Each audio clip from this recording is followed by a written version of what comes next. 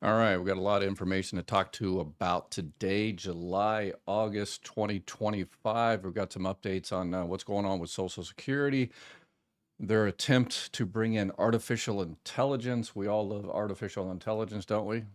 Yeah, not so much. So we're going to talk about all that today, and then we're going to talk about something that people are doing wrong. They always do it wrong at the end of the year, people that are looking to file for retirement benefits. So if you're new to my channel, my name is Ed Weir. I help people with all things retirement, disability, Social Security, Medicare, Medicaid. And we're also going to get into some Medicaid stuff as well. But so let's go ahead and get into it. This is also a live Q&A. So if you are watching this on a later recording, make sure you share, like, and subscribe. And that way you know when we come up again and you can ask any questions you have. I already got a bunch of questions there. So let's get into it. So number one is AI. They're in order to help the phone system. Why do they need help with the phone system? Is because Social Security is at a 50-year low in terms of staffing. And that was even before Doge and Elon Musk came in and started slashing jobs left and right to, kind of willy-nilly without any rhyme or reason. So now it's even worse. So if you call Social Security, you're looking at a 3-hour wait just to be able to talk to someone.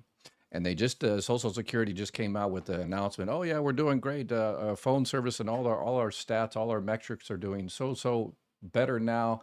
And the reason they're doing so much better now is because people are just giving up.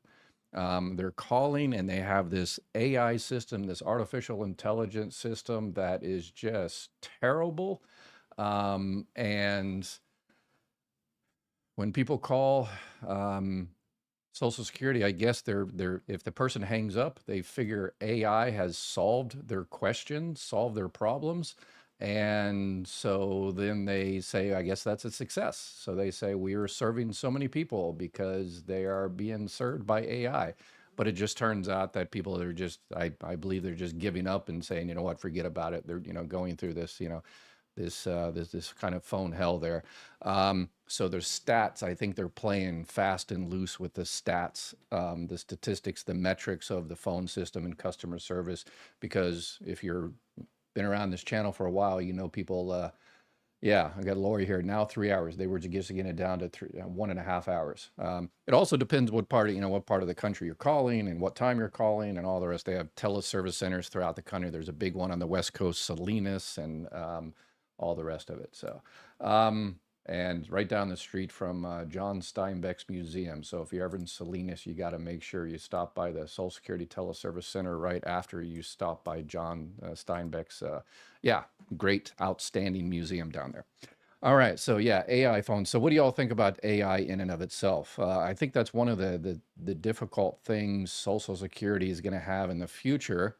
I talked about this a few days ago, the fact that Social Security, because of what we're talking about in terms of the cuts that inevitably going to happen with Social Security because of Congress has failed to take action to fix it.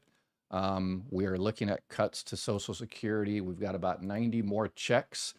And after those 90 checks, we're talking July, we got 90 more checks at 100%. So whatever your check is right now, in 90 months, it's going to be cut by 23%. And because politicians just haven't done their job and addressed the Social Security Trust Fund. And I think those numbers are going to change.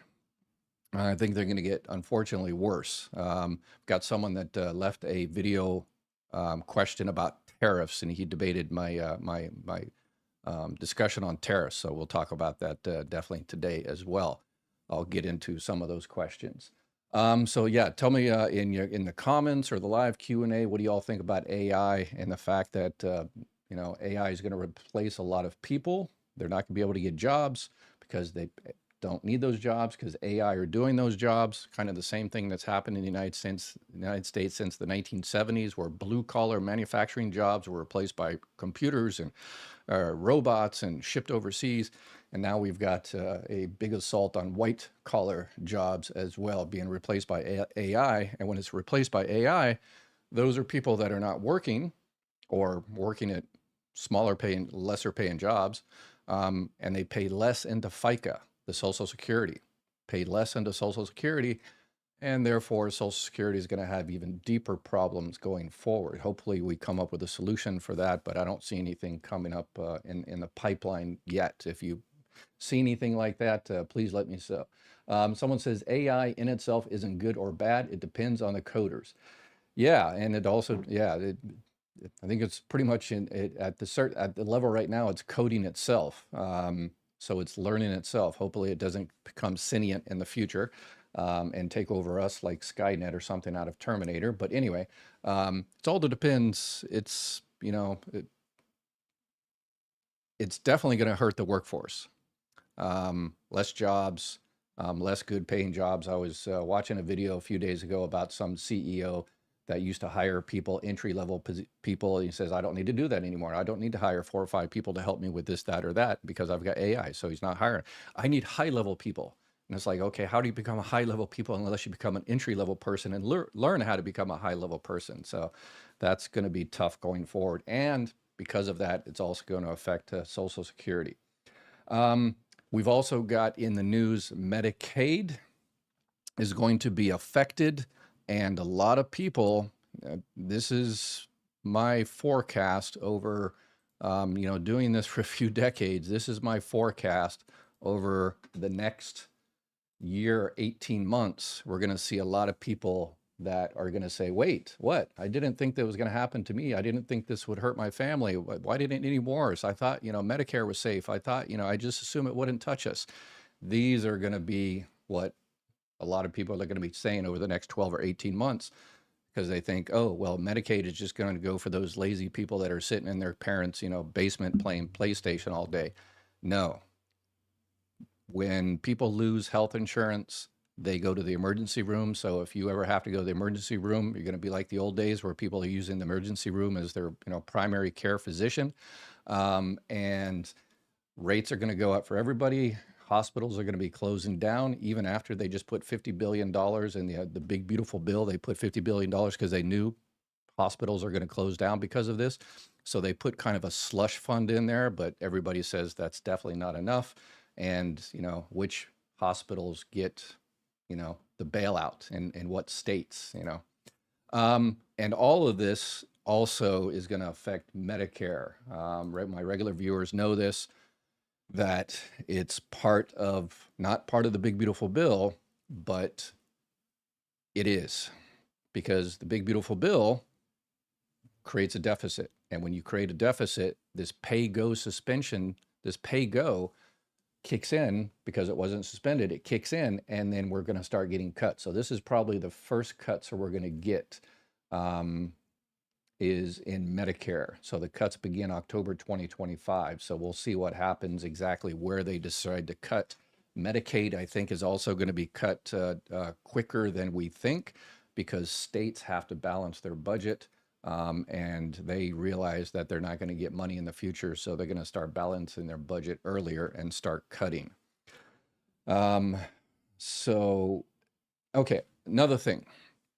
We're approaching, go figure, this is July, so it's August, we're approaching the end of the year. People start thinking about filing for retirement benefits, and here's something people miss on a continuing basis.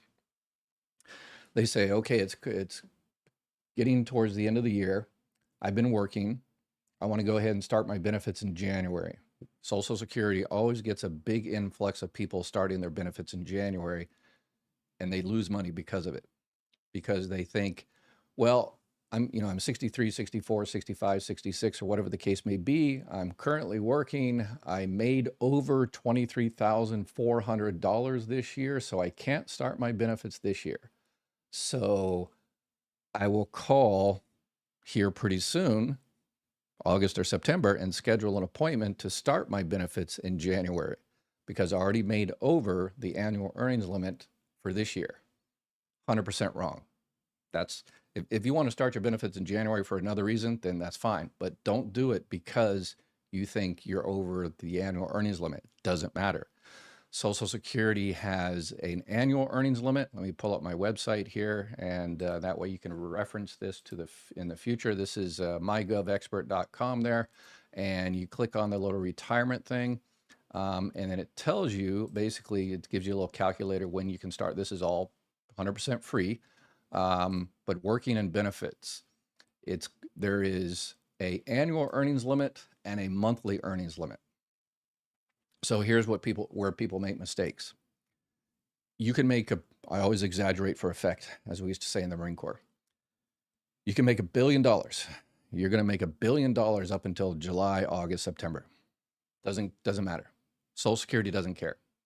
They only care about how much you're going to make once you start receiving your benefits. So let's say you want to start your benefits in September, and you think, well, I make too much, so I can't start in September. I have to wait till January. No, you can start in September.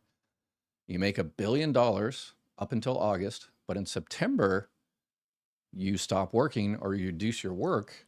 And as long as you stay under $1,950, then you can start your benefits in September. Social Security doesn't care what you made before. You can start your benefits in September as long as you stay under $1,950 and stay under that for the rest of the year. So September, October, November, December. And then the following year, that is next year, then you have to stay under the annual earnings limit again, whatever the annual earnings limit is for next year. They haven't decided what that is yet. That won't probably come out for a little while. So that's all the things. And then in terms of, I want to do the payment update. Some people like this, and some people say, wow, why do you even talk about the payment update? People know when they get payment. Some people like to go through this. So for payments for August, if you're getting SSI, you get your benefits on the 1st. This is luckily, this is actually one of those months where we're going to get paid twice. And so that means social media is going to freak out there again. You're going to see all kind of social media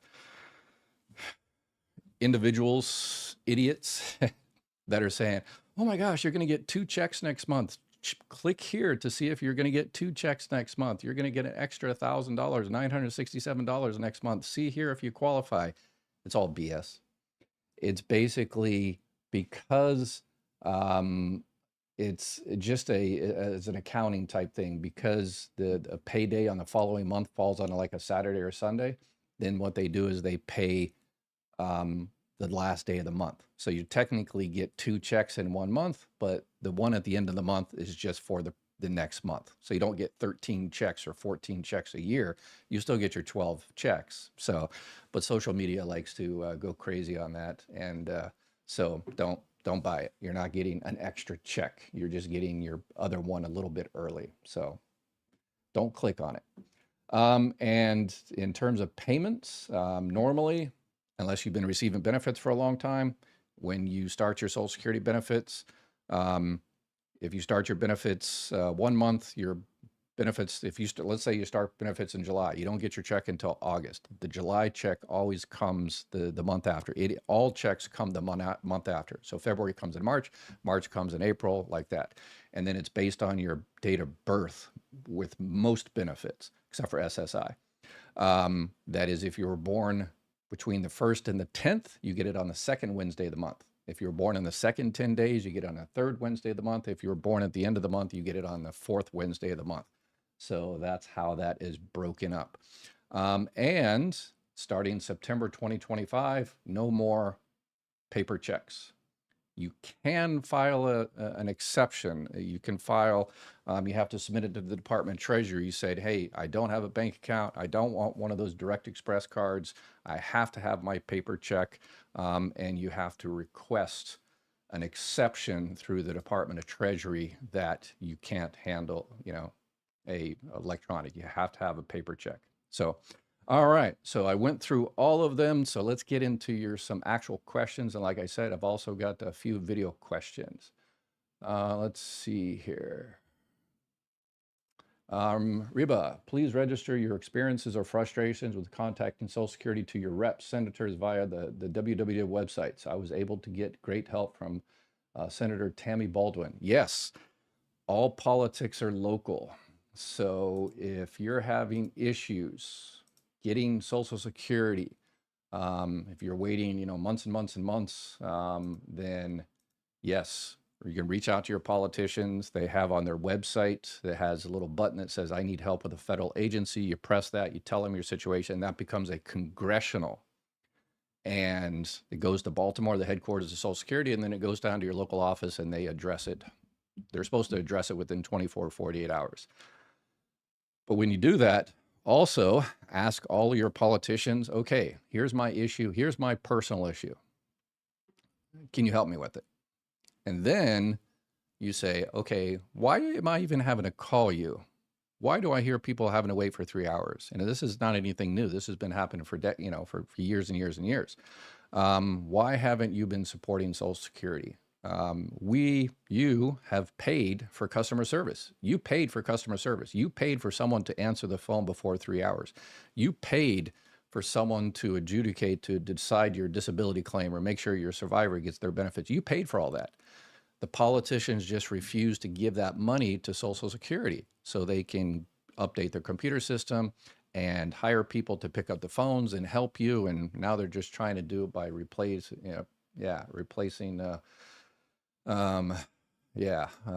with AI. Tyler Durden, AI is bad. Of course, Tyler Durden would say that. We're all polishing brass on the Titanic, right? Of course. So the all-seeing, all-dancing crap of the world. You haven't seen Fight Club, you won't know those references. I can quote the entire movie, but I won't. For a friend who is over 70, she has Part A, but not B. She was working and had insurance until January. If she decides to get Part B, will she be penalized? She was working and had insurance until January. Then she should be good, and she better jump fast, because if she had health insurance from work, creditable coverage through current work, employer has 20 or more employees, it's through her work or her spouse's work, then once you stop that, you have 8 months. And so she's got to jump on this quickly. So if she has 8 months, she has a special enrollment period. So she's got to call in Social Security and get set up with I'm sure she already has Part A, because she better have Part A, because she's over 70 and she hasn't started collecting her Social Security benefits. She's missing money. So hopefully she's already receiving her Social Security benefits and she has Part A. She just refused Part B. So, okay, I'm reading the question. She has Part A. Okay, good. Yeah, so it's a no penalty. You just have to, there's a couple of forms that you have to fill out. And of course, I have got those forms on my website. So you just click under Medicare there. I got to put a video up here sometimes. So this is part of the special enrollment period. So this is it right here, the special enrollment period. You got an 8-month special enrollment there. And you need a couple of forms. You need the 40B and the 564. And let me make sure my links are working there. There it is right there. Is that a beautiful thing? Let's make sure this link is still working. Yes. So there's the 2 forms she needs. One of those is to actually apply for it, and the other one is to avoid the penalty. So she just has to take this 564 down to her employer, and her employer fills it out that says, yes, she had health insurance through work since she turned 65 years old. Don't penalize her. You get those 2 forms and you submit it. I would have her take it down there because she's in her 8 months, and make sure, take those 2 forms down to the Social Security office. And if they don't let you in, if the guard for whatever reason doesn't let you in because, they only do an appointment or something like that, you tell them that, this person has to sign up for Medicare. She needs to see doctors. She needs prescriptions. And if she doesn't get her prescription, if she doesn't get this taken care of, something that, this is going to be in the news, we're going to contact the politicians. The guards don't work. They're not Social Security employees. They work for Federal Protective Services. They're contracted guards and stuff. And they just do, what their orders say through Federal Protective Services. So if you tell them that story, they'll let you in. And just make sure you hand it over to the person at the front window and tell them, please input it in the system down. Don't put it on your desk. Don't take it back to your desk. Don't hold it for later. Can you just go ahead and do it now? Tell them, you're at the 8-month, you needs health insurance. And then you can call our partners there at Chapter. And because you also probably need to sign up for some type of Medicare plan to cover all the gaps, tell her to make sure to check out a Medicare supplement first. And then if she's if that's not good for her, then a Medicare Advantage plan, but make sure she checks out all her options. And Chapter always does that. So, but if she uses anybody else, make sure she checks out all her options. And Chapter's help is all free, and they support this live Q&A. So it's a win-win-win-win situation. So if I turn 62 September 5th, should I apply now? So then when I receive my benefits, then I have to start receiving under the amount of $23,000. So if you start your benefit, you turn September 5th, so you can't start your benefits until October because you have to be 62 the entire month. So you're not 62 the entire month of September, so you have to wait till October. That's only for the month you turn 62. So you start your benefits in October, and you'll get your first check on the second Wednesday in November.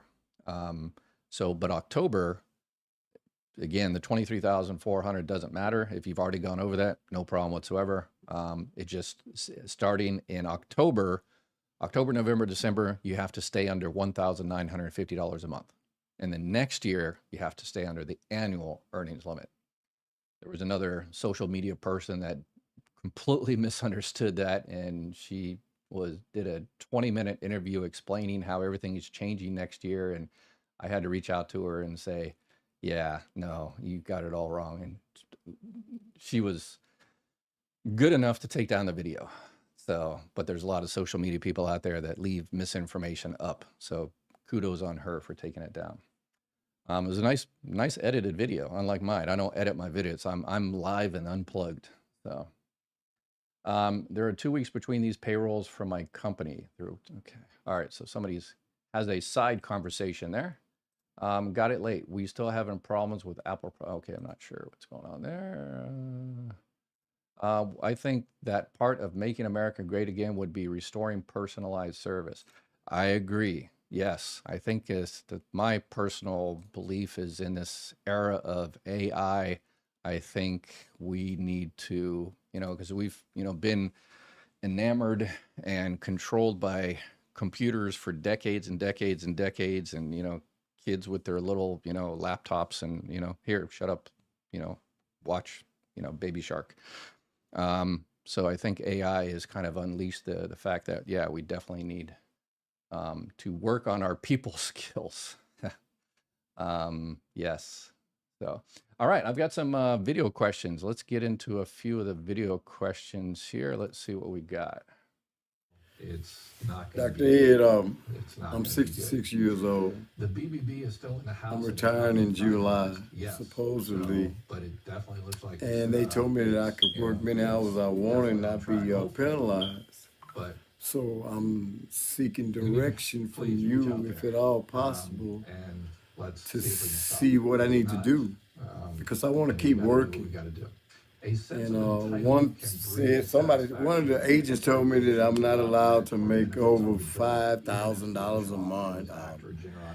And then one said I have to work and not make over a certain amount of thousands in a year. So I'm confused because each agent told me something different. So could you elaborate on this and help me on? Okay. All right. Yes. So this is a confusing one because it sounds like this year is your full retirement age year, but you said you're 66, but maybe, okay. So let's say this is your full retirement age year. This is the year you turn your full retirement age, 66 and 8 months or 10 months or 67 or doesn't matter. This is the year you turn your full retirement age. And the year you turn your full retirement age, everything changes. It's not the $1 for $2 you go over. It's not the 23,400. Now it's different. The year you turn your full retirement age, if this is that year, then you're allowed to make $62,160 in the months before your full retirement age. Because once you hit your full retirement age, you can go back to making $1 billion a month. It doesn't matter anymore. But the months before your full retirement age, if you make over $62,160, then Social Security is going to hold back $1 for every $3 you go over. So, and they also have a monthly for, like, if let's say this is even more confusing. I'll go through it quick. If your full retirement age in August, so starting August, they don't care how much you make. But let's say you made $100,000 in January. So that's over the 62,000. But in February, you stop working. So they'll say, oh, okay, we're going to do the monthly earnings limit. And the monthly earnings limit is about $5,000 or so. So that's how that works. It's kind of confusing. But long story short, if you're under $62,160 for that first, before you hit your full retirement age, then you're good. I think what you were doing is talking to someone at the front windows, a customer service representative that is not the actual Title II claim specialist, the experts on Social Security. So on Social Security retirement, that is. Yeah. Some of the people at the front windows often get that confused. Hello, Dr. Ed. I had this question. I was impacted by the Fairness Act where my Social Security benefits went up. And I was wondering about the spousal benefits and how that would apply to my wife and myself. We both are on Social Security, both collect Social Security at this time. So would I be able to increase my wife's benefits based on the amount that I am collecting? I don't know. I've called Social Security and it's hard to get a meeting with them. I'm waiting for an online for them to text me if I'll get.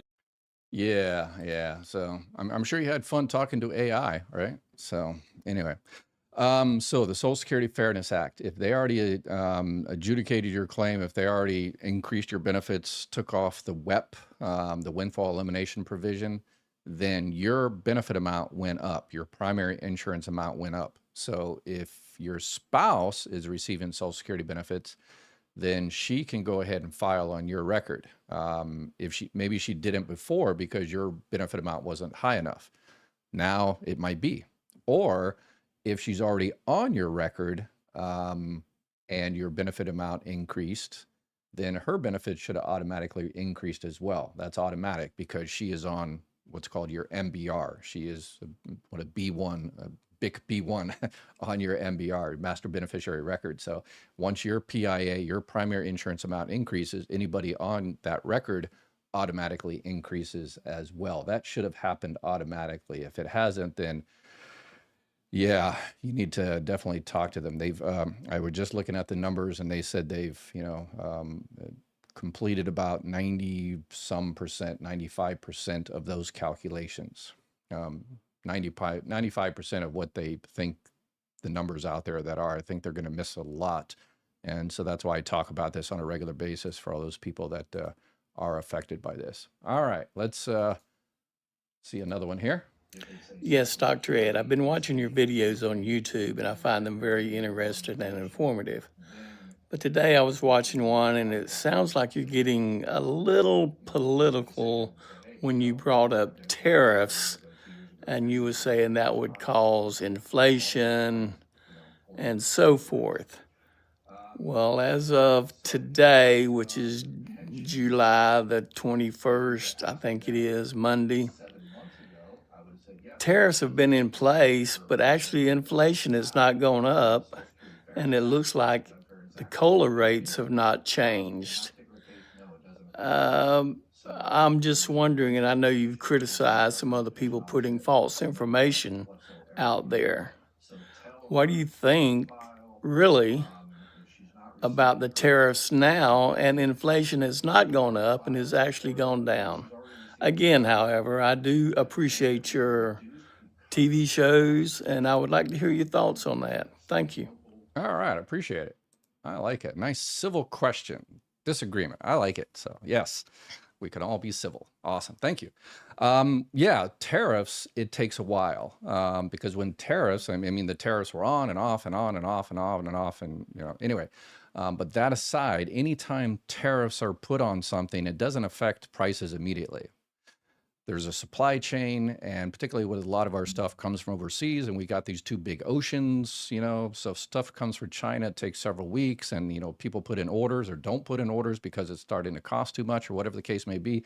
So it takes several months to actually affect, and then the Department of Labor and all of these, these bean counter agencies actually have to calculate that, and that takes a little while. So there is a delayed effect of tariffs on inflation. But inflation, I think the last audio I saw is what, 2.7%, which is not too terribly bad. But yeah, it takes several months, and it's only July, and these tariffs only been a couple 3 months or so. So it takes a while. But all of the big box retailers out there have already admitted. You go to any Walmart or anything like that, it says, yeah, we've got the supply chain. We're starting to put in orders, and once those orders are produced and shipped, and we start putting them on the shelves, we're gonna have to jack up the prices. They've already admitted that, and that causes inflation. And that will increase the COLA, which people, oh, that's great. We love more COLA. The cost of living allowance, that means our Social Security checks will go up. But a COLA is supposed to compensate for inflation, but it never fully does. It's supposed to say, okay, you've got 5% inflation, so we'll increase your benefit amount by 5%. Never really works out that way. Usually it's like 6 or 7% increase, and then the COLA's, you're always losing a little bit, unfortunately. And then because of that, because Social Security checks are going to have to be more has to be pulled out of the Social Security Trust Fund, and that terrible loop back and forth that is gonna, once the tariffs and the COLA and everything, the COLA won't be decided until the first week of October. And then the Social Security Trust Fund will come out with new numbers mid next year. And I am right now 90 checks. That means January 2033. That's when we're going to start getting that 23% cut. So I think with tariffs, the tax deduction, the Social Security Fairness Act, all that, I think that's going to be cutting even more months off the Social Security checks. And again, we had 40 years. We had 40 years to fix it. Yeah, Social Security trustees have been telling us for decades, the money's going to run out. You're still going to get your checks, but you're going to get, 23% cut or more. And the Social Security trustees have been warning us for decades, and we say, oh, okay, yeah, we'll get to it. We'll cut the grass tomorrow. We'll take out the trash next week. And we never did. Hi, Dr. Ed. You keep telling us to get a hold of our representatives and senators. I got one for you. I've left 6 messages for my representative, and he has never even returned a call. And to top it all off, he's running for our governor of our state. Wouldn't you think he wanted to talk to one of his constituents? Thank you. Yeah, he probably already knows where you're voting, and so not interested. So figures you're not going to vote for him anyway, so why waste time returning a call? Yeah, that sounds, unfortunately, like the situation. Yeah, but all you gotta do is keep trying and get politically involved and find out if there are better options out there, and then go for those better options. Yes, but yeah, I mean, the alternative is just not do anything and let the powers that be determine what we want. People say, well, don't talk about it, it's actually done. Yeah, but then it's already done, so why talk about it? And also the other part of the gentleman's questions about tariffs, he mentioned that I was being political. Yeah, I agree. I try to avoid being partisan. Partisan is saying, okay, I support this particular party no matter what they do. Yeah, I don't do that.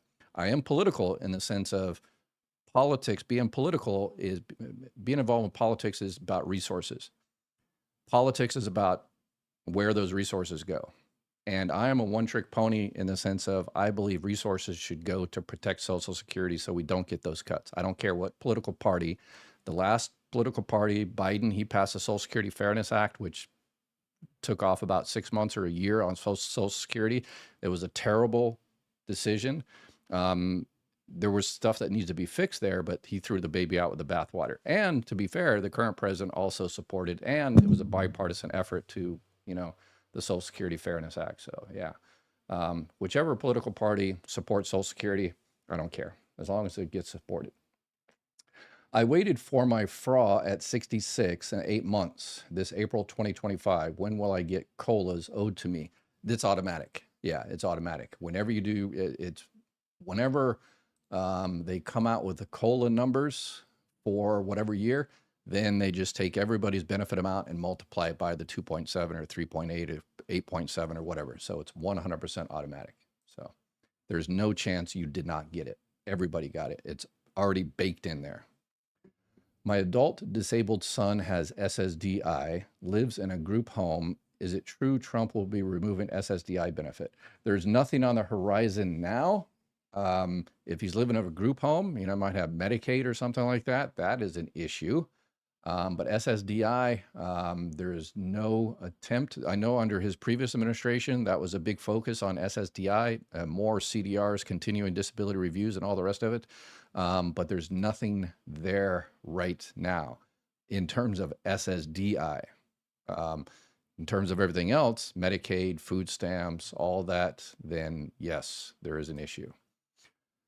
My congressman will not help me. And people are going to say, no, but it only affects those lazy people, living in the basement. No, that's incorrect. Every state that work requirements were attempted, it hurt people that were fully eligible. Because how did it help people that was fully eligible? Because one of the things, it's called bureaucratic disenrollment, that if you're fully eligible for Medicaid, you're disabled, you're working, you're taking care of someone, you're elderly or whatever the case may be, you're still going to have to jump through a whole bunch of hoops on a regular basis, twice as much as you did before. And that's the entire intent, to make it so difficult. And the paperwork, the work of the paperwork requirements and everything.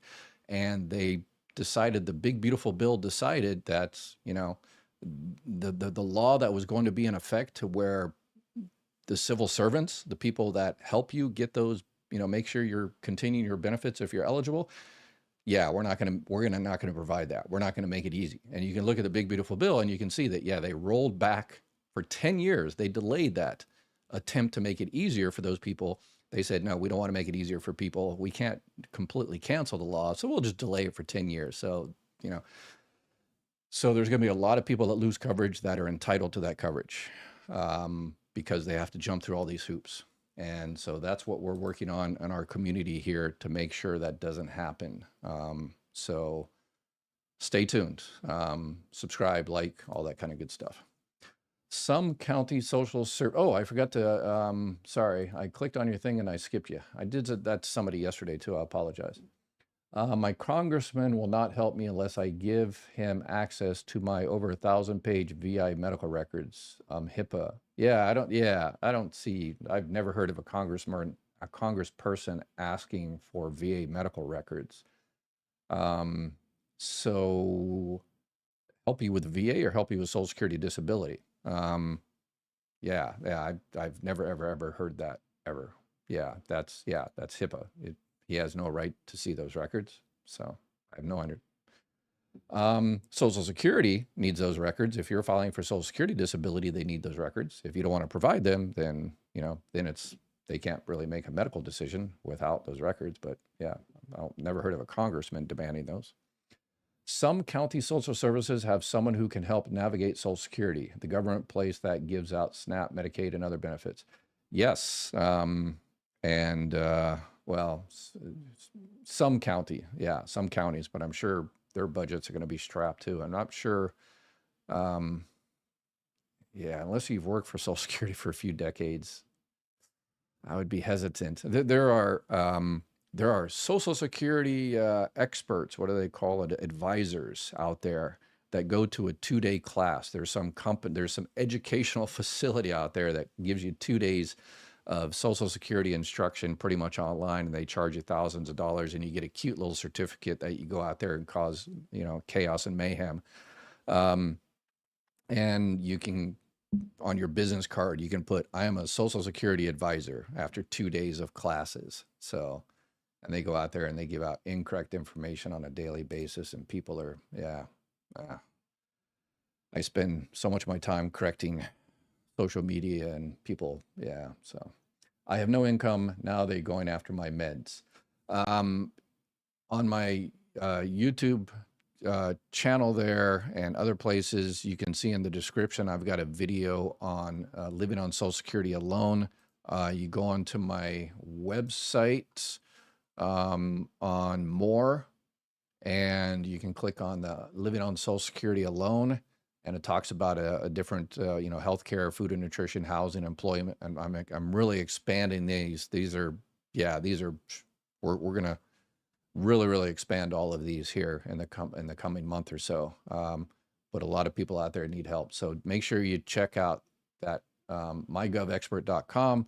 Again, living on Social Security alone, check out that. Check out my video on living on Social Security alone. I've done the version of that video 4 or 5 times, and I go through about 50 different programs that might help you out. So make sure you check those out. Margaret, I'm on SSDI, up for review. They're sending me to internist and their doctor. Am I likely getting denied? It really depends if you're, there's no telling. So you are doing a CE, a consultative exam for your CDR. So you're up for a continuing disability review. I've got on my website, I've got tons of questions and answers about CDRs, continuing disability reviews. So just go there and be honest. One of the problems I see is, people try to be tough and, try not to, show, vulnerability and stuff. And they say, oh yeah, if I really did this, if I really push myself, I could do this thing and, get up in the morning and do this and do whatever the case may be. Don't. Just be honest. Just be honest. If you've got limitations, don't try to be tough and, say, well, if I, no, just tell them reality. Yes, apply now. Your earnings limit goes in effect once you start receiving benefits. Yes, that is correct. For the remainder of 2025, you can earn $19.50 per month. The yearly amount starts in January 26. Yes, you are correct, Lynn. Thank you. If I start collecting Social Security prior to age 67, does the amount stay the same for the rest of my life? No. Number one, you get the COLA. Number two, if you continue to work and pay into Social Security, then if that's one of your high 35 years of earnings, then your benefits go up. That's automatically, you don't have to do anything. So that could go up by COLA and also, working and making one of your high 35. Pink Owl, asking for a neighbor. All right. Looking out for people around you. You're awesome. She is on SSDI, but gets $50 in SSI to bring her benefit up to the SSI level. If she is ever able to try to do any work, what are her restrictions? Yeah, with SSI, tons of restrictions. If she's only getting $15 from SSI, then if she works, probably works an hour or two, then her SSI is going to stop. So her SSDI will continue. And there's limitations on SSDI as well. But remember, you have that 9-month trial work period where you can work as much as you want. So, and I've got all of the gory details on work incentives for disability on my website. Tons of questions and answers. Project 2025 is on track. Yeah, even better. Well, not for us, but Trump has been there now 6 months. This is 3.5 years to complete this project. It is not already bad. Just can't imagine the next 3.5 years, more of that. Yeah. And the Medicare cuts that will be happening because of sequestration is going to be in charge. Who's going to be in charge of that? Russell Voigt, the Office of Management and Budget. And he is one of the principal architects of Project 2025. So he is a very, very happy man. And it is a beautiful thing to cut people's Medicare and Medicaid and food stamps and all the rest of it, according to the politicians that passed the big, beautiful bill. It is a beautiful thing. And the consolation prize for us is we get, where's my little graphic here? We get, where is it? Oh, yes. The consolation prize for us is we get tax relief on a private jet. So big tax breaks if y'all out there, I know you're all going to go buy a private jet. So at least you get a bunch of tax breaks on buying a private jet. If on Medicare, Medicaid, any of that, then not so much. Let's see, does VA retirement income have to be considered as total income when applying for SSDI? No. Retirement income, SSDI, the only thing they care about in terms of SSDI is work. income from work. So retirement plan, inheritance, money in the bank, money from that child acting, you used to get the royalties. Yeah, none of that affects it because that's not current work. So you're awesome, Dr. Ed. Oh, help. Still can't find where my PIA is located on my Social Security account. No matter where on that page I look, it's very limited info on the page.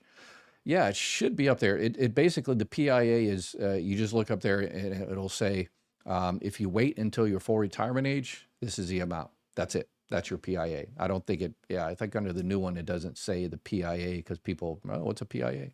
So that's your PIA. Your PIA, your primary insurance amount, is the amount you would receive at your full retirement age. So yeah, I don't think it's listed as PIA, but the amount at your full retirement age, that's it. Baby Shark, no, you did not. Yes, I did. And I quoted a bunch of Fight Club too. So, hey, I'm the king of useless information. The background TV is too cute.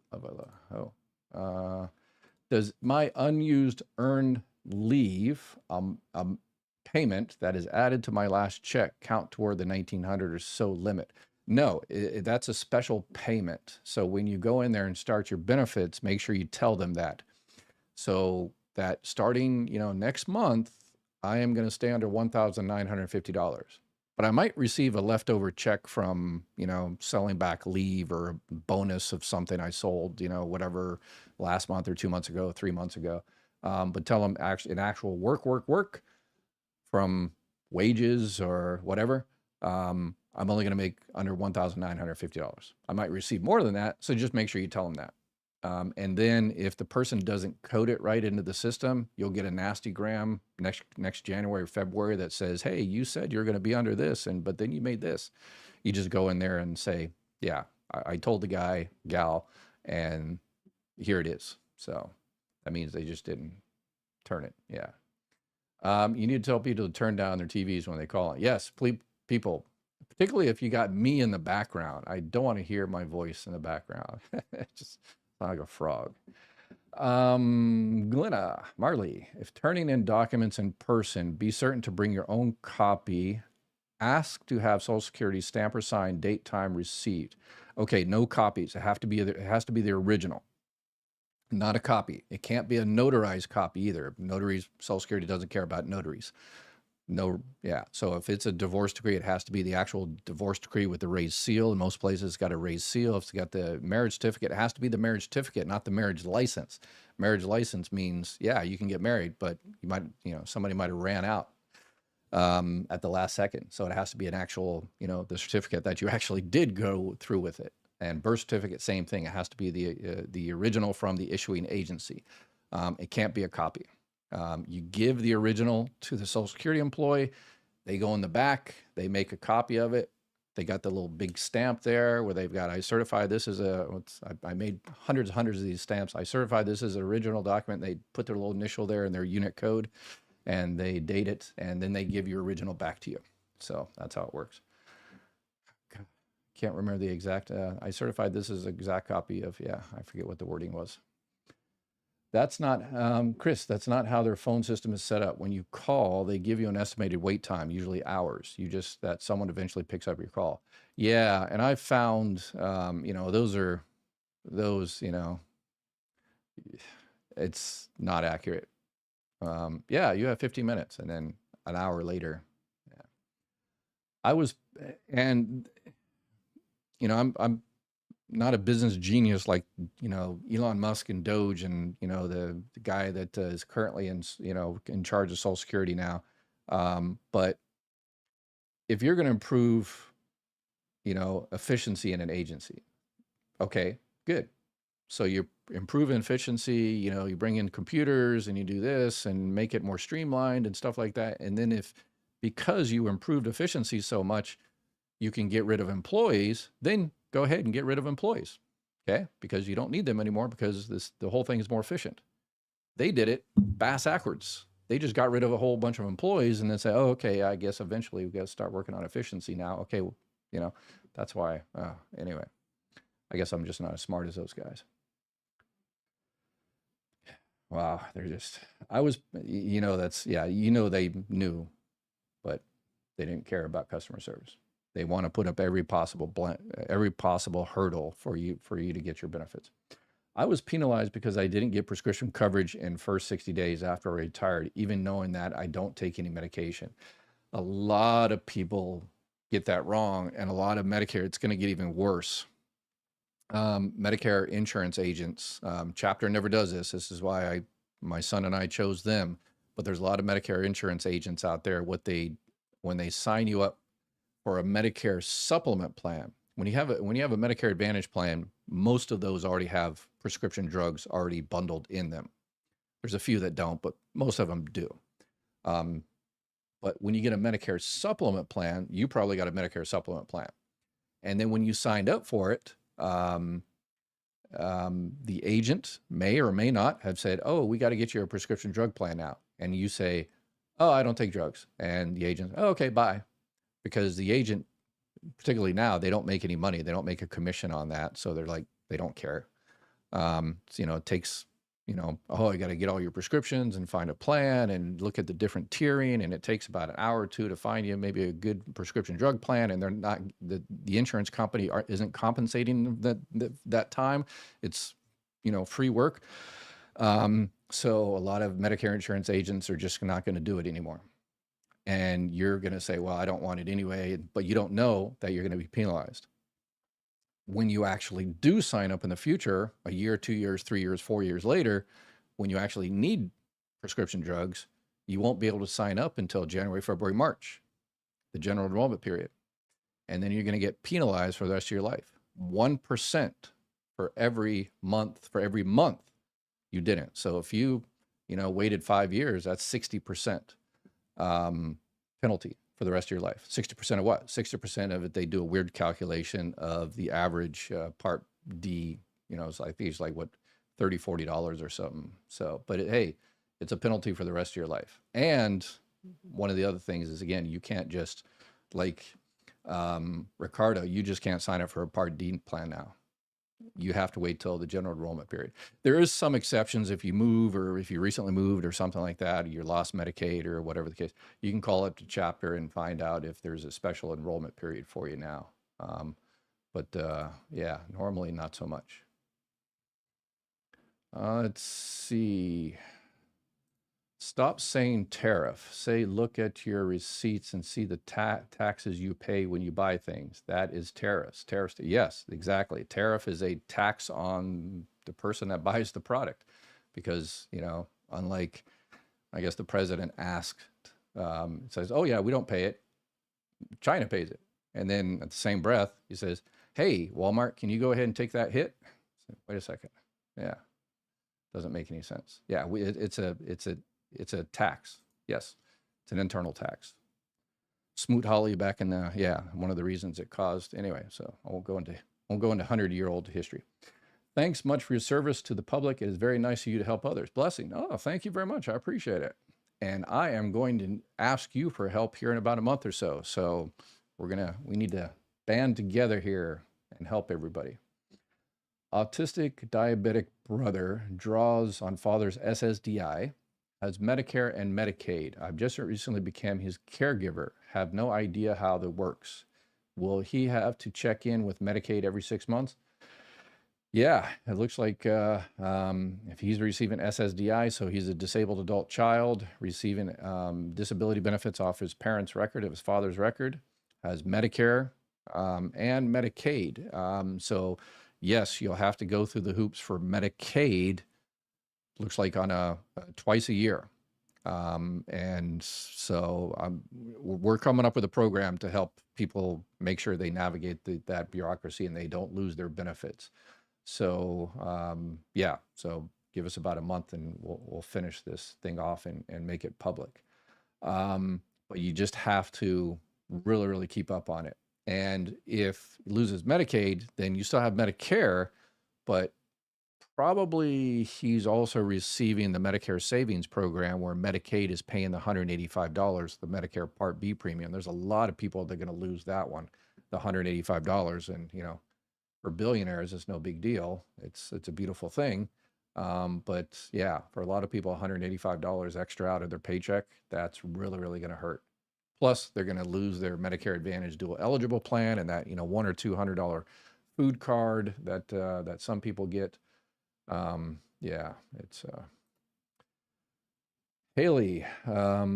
So yeah, super long story short, if you get anything from Medicaid, make sure Medicaid, your state Medicaid office has all your information. You're the representative payee. You're able to talk, on his behalf.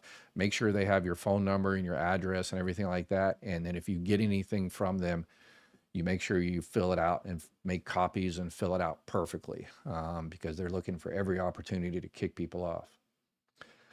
Okay, that's weird. I have been working from 16 until I was disabled. I'm not complaining. I can do it, but when the benefits are taken, I'm screwed. Yes, that's the situation on a lot of people. Yeah, I mean,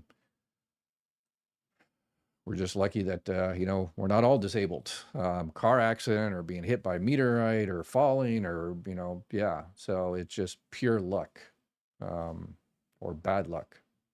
So once people recognize that, oh, it could have very well been me. Remember when I left the house 5 years ago and I went through that intersection and everything was good, but 2 minutes later, drunk driver ran through that. Yeah, that could have been me. So I'm on disability, and I've heard that story hundreds of thousands of times. So I'm on disability, SSI, and would like to eventually work. I called Social Security and asked if I could keep my disability and slowly start to work. They said no, and once I start making money, I'd be dropped. From the SSI, they are going to reduce your benefit amount from SSI. It depends how much you make. So they have what's called a ticket to work. So you can reach out to the ticket to workplace or the AWIC. Again, you might have talking to someone just at the front windows, and SSI work incentives and SSDI work incentives are kind of advanced. They're difficult. So I would reach out to Ticket to Work. That's a free agency, a free organization that Social Security contracts with to help you out, or the AWIC. But unfortunately, the AWIC is the Area Work Incentives Coordinator, and they're supposed to be super specialist on all that. Unfortunately, I think DOGE fired most of those, or excuse me, vacated those individuals from the premises. Yeah, call your local office and say, hey, what's the ticket to work, or just Google ticket to work, Social Security ticket to work, and reach out to them. And then also call your Social Security office and say, hey, who's my AWIC? AWIC. And they'll look at your record and see how much you make, and they'll give you more of a detailed analysis of what you can do to see if you can work and keep your benefits while you're seeing if you can work. And if you can't work anymore, the thing about like SSI, if you work and make money, you just won't get that monthly check. They'll offset it. You make sure you call them. If we're talking about SSI, you call Social Security and say, hey, this month or last month I made X amount of money, and they'll do their calculation and they'll say, okay, well, all right, then we're going to stop your benefits. They're just going to stop that check, that monthly check. You're still technically eligible. It's just that month you're not going to get because you made over. And then you try to work 1, 2 months, 3 months, 4 months. And then if it works out, then perfect, awesome. If it doesn't, you call them up and say, yeah, I tried my best, and it was just terrible on my body, and I just wasn't able to do it, and it, made it worse, and yada, yada, yada. And starting this month or next month, I'm not going to work anymore. And they'll just restart your checks up again. So you're not terminated. Your benefits are just suspended. They're just offset, So hopefully that's some consolation there. All right, we are approaching the hour here. Let's see if I can find anybody that I don't recognize. Pete, say it's not so. Not always. I had to get an appeal to get mine. Could have gone the other way. It helps, but doesn't guarantee it. Anything that Social Security does, or any agency, Medicare, Medicare Advantage plan, whoever, Medicaid, food stamps, or whatever, with all government, anything, private anything, file an appeal. If you disagree with whatever the decision they make, file an appeal. And on my website, I've got all the appeal. If you click on more and click on appeals, it tells you about the appeals process, the first level, second level, third level, fourth level, some little, you can do appeal Medicare, you can appeal Medicare Advantage plans, you can appeal how much the formulary, what drugs they cover, you can appeal how much they charge you, all this stuff, prior authorization. So you can appeal a lot of stuff. A lot of people say, well, I guess the decision's the decision. No, it ain't. Decision's the initial decision, and then you appeal it and someone else looks at it, makes another decision, and then you can appeal it again. So always fight for your right. I'm not going to complete that. So, all right, y'all have an awesome night. I think I made enough bad quotes today to cover us from 1 hour. As I mentioned, my community, I'm going to actually, my wife says I have to take a vacation for a couple of 3 days, so I'm not going to be around for a couple of 3 days. And I will be back, hopefully looking fresher, 10 years younger. I doubt it, but anyway. All right, y'all have an awesome night. And as always, please, please, please, please, please take care of each other.